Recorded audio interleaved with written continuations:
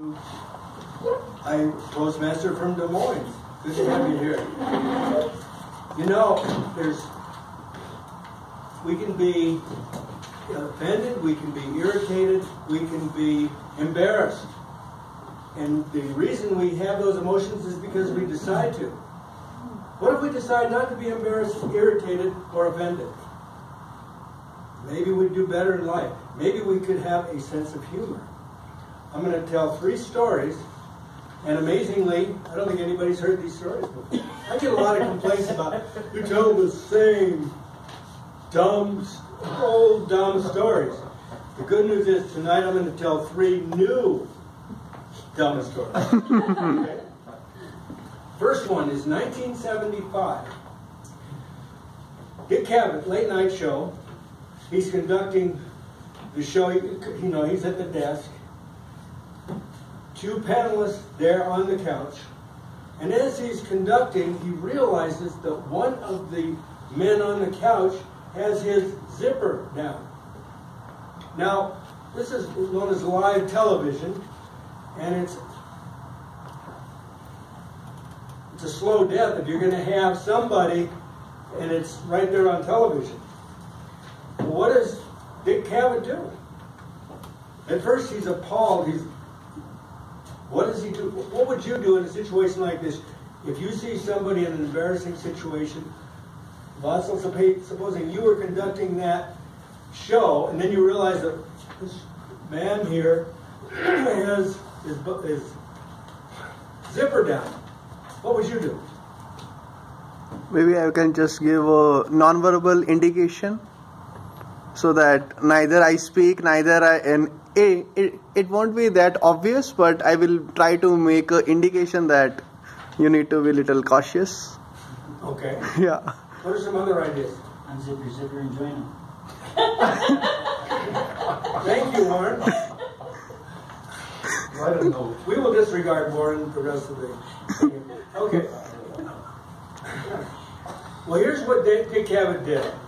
Oh, let me ask you this. What happens to the elephant in the room if you acknowledge the elephant in the room? Okay. Here's what Dick Cavett did.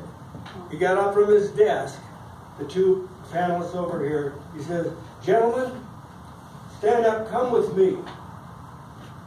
They came with him behind his desk, turned their back on the audience, and in a loud voice he said, "Gentlemen, one of us has our zipper down.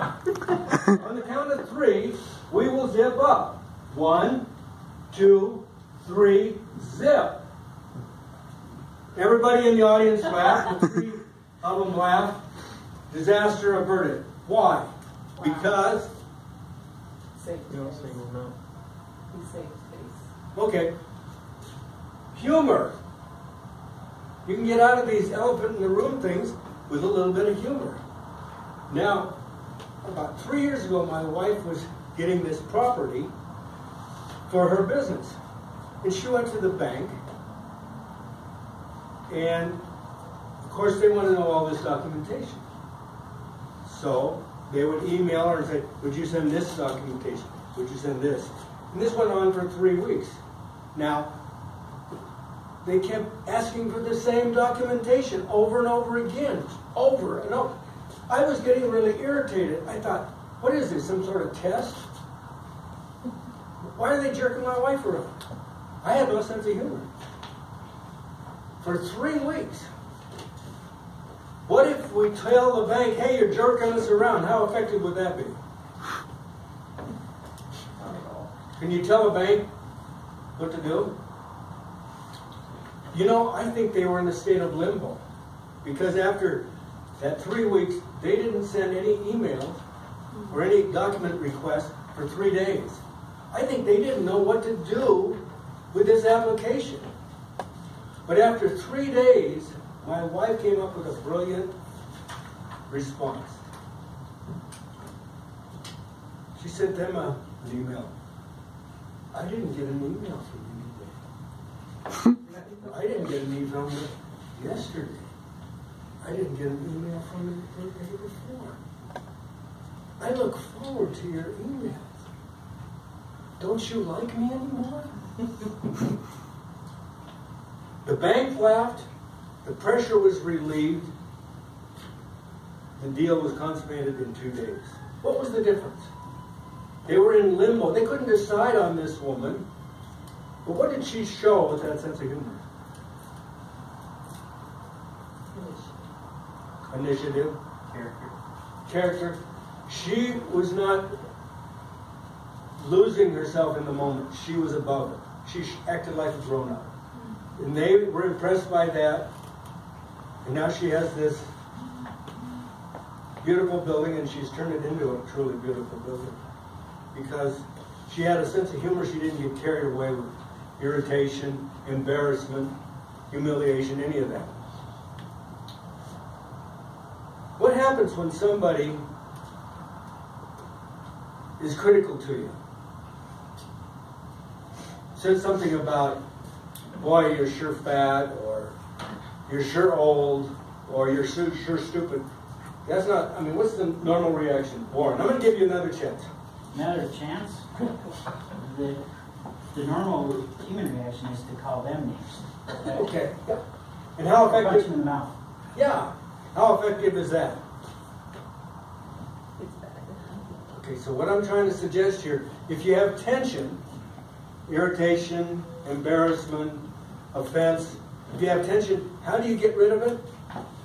Starts with H, Humor. ends with Humor.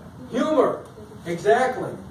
Now this is what happened to me outside of the office at church about 3 years ago. This lady in our ward looks at me and says, "It's no fun getting older." I look around. You talking to me? I mean, I consider myself the boy wonder. I've got a shirt at home that says boy wonder. And she's saying, it must not be any fun getting older. So what do you say when somebody says that? Shivendu? Speak about yourself. What's that? Speak about yourself. Yeah. Instead of being offended, though, what did I try to do? Add humor. Okay, this is what I did. Well, you know what? I'm not getting older. I'm getting newer. Now, this lady, nice lady, she already thought I was decrepitude to die at any minute. Now she thinks, this guy must be losing his mind. Newer, she says. Yeah, I'm newer. Replacement therapy. My neck, 6 years ago. I now have a 6-year-old neck. She was not impressed. My back, 4 years ago.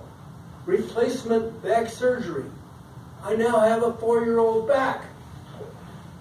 My knee, replacement knee surgery 3 years ago. I'm getting newer. She still wasn't impressed. So then I said, parts of me are newer than parts of you. She took that okay. She was not convinced, but hey, I was not offended. Can you imagine getting somebody offended in your ward? That would pass around. That would not be too effective. So, if you have a little bit of humor, you can get through these things. One more example. Let's say that we're in the middle of, this is going to take a lot of imagination. Suppose you're giving a speech in Toastmasters. Okay? And then you realize that your shoestring is down. What do? You could ignore it. Okay, you can ignore it. What would that do to you? If you knew your shoestring was there and you just tried to ignore it, how would that make you feel? It would bug you. And probably other people would probably notice it. What would be a strategy? If you have your shoestring down, how can you actually turn it around to your advantage? Gentlemen, let's all go up to the front room. Thank you, David. May I suggest enjoy the opportunity. One of the things I've learned from Toastmasters is when I mess up, I include it as part of the routine. So if that was happening, this is what I would do. And continue with my speech. We can be whatever we decide to be. We can decide to be nervous, happy, irritable, or we can just laugh through life. If we can joke around, we're going to have a better quality of life. Now Roger, he's got a great smile. He's got a good sense of humor too. If you got twisted and turned every time somebody said something irritable to you, how far would you get? I'd be non-functional. How would you do at work? Terrible. Now Susie is nice to everybody. She's amazing. Tim, are you nice to everybody? No, I've displayed it in front of class before. But I'm not. The mean boss. What would happen if the next time, instead of getting offended, we turn it into a joke? Because there's humor in there somewhere. If we're looking for it, we avoid tension, turmoil, and then improves the quality of our life. Mr. Toastmaster.